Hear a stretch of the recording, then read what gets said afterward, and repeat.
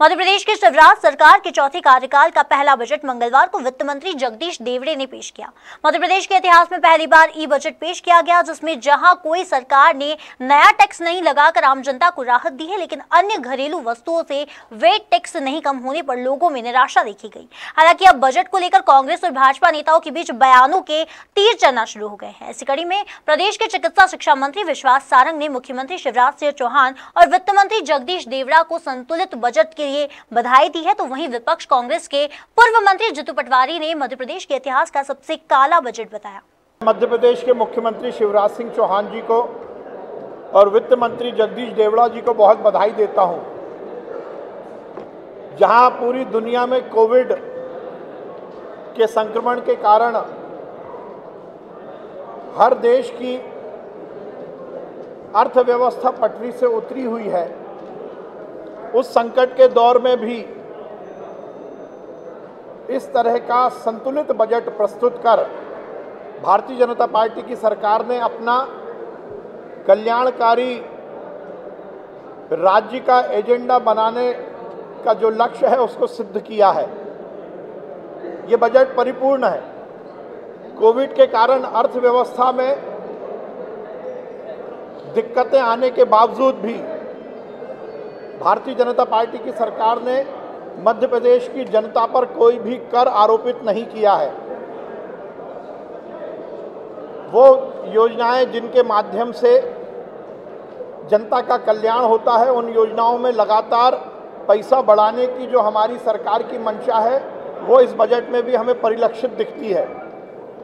चाहे किसान का मामला हो, युवा का मामला हो, महिला का मामला हो, खेत का हो, खलियान का हो, गांव का हो, शहर का हो, विकास की नई अवधारणा और कल्याण के माध्यम से जनता के घर उजियाला और खुशहाली पहुंचाने का जो हमारा लक्ष्य है वो हमने पूरा किया है।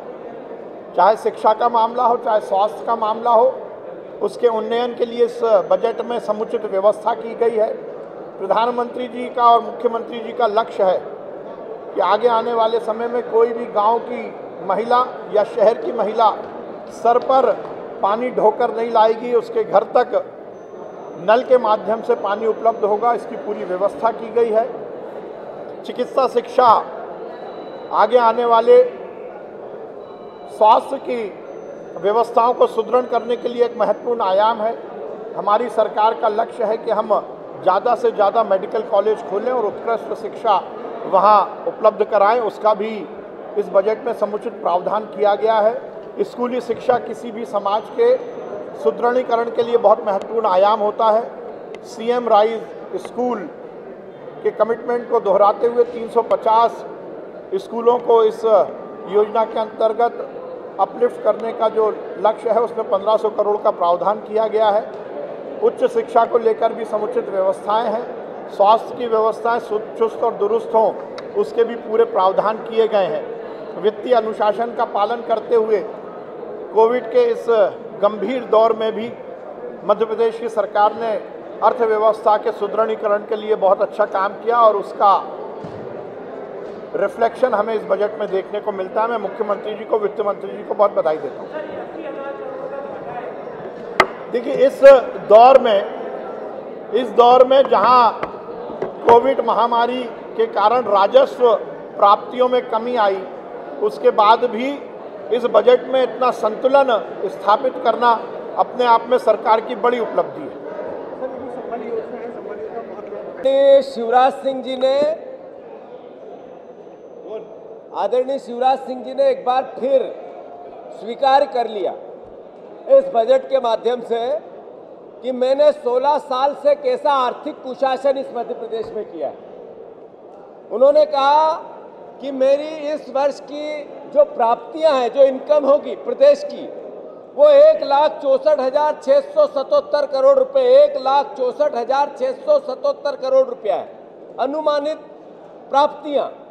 और जो उन्होंने बजट पेश किया वो 2,41,375 करोड़ व्यय का किया, यानी लगभग 80,000 करोड़ रुपए के घाटे का बजट। ये अपने आप में बताता है कि इनकी आर्थिक कुशासन किस हद तक ऊपर जा रहा है, सर माथे जा रहा है। आप देखो कि 2,41,000 करोड़ रुपए के कर्ज में 16 साल में मध्य प्रदेश को लेके आए। आज इस वर्ष, सिर्फ इस वर्ष लगभग 40,000 करोड़ रुपए का कर्ज ले लिया और अब जो बजट दिया है लगभग 80,000 करोड़ रुपए के घाटे का बजट, जो मध्य प्रदेश के इतिहास में जब से स्थापना हुई मध्य प्रदेश की तब से आज तक इससे काला बजट नहीं आ सकता है। कोई सरकार हो, बीजेपी की हो, कांग्रेस की हो, सुंदरलाल पटवा की हो, सकलेचा जी की हो, कांग्रेस के सारे मुख्यमंत्री की हो, पर इससे काला बजट मध्य प्रदेश के इतिहास में नहीं आ सकता है। रोजगार के लिए कोई विजन नहीं, एग्रीकल्चर के लिए कोई प्रोग्राम नहीं, सिर्फ और सिर्फ हेडलाइन बनाना। मैं मानता हूं कि शिवराज सिंह जी का कुशासन आर्थिक रूप से कितना चरमरा गया है, ये इस बजट का मुख्य आधार बना है।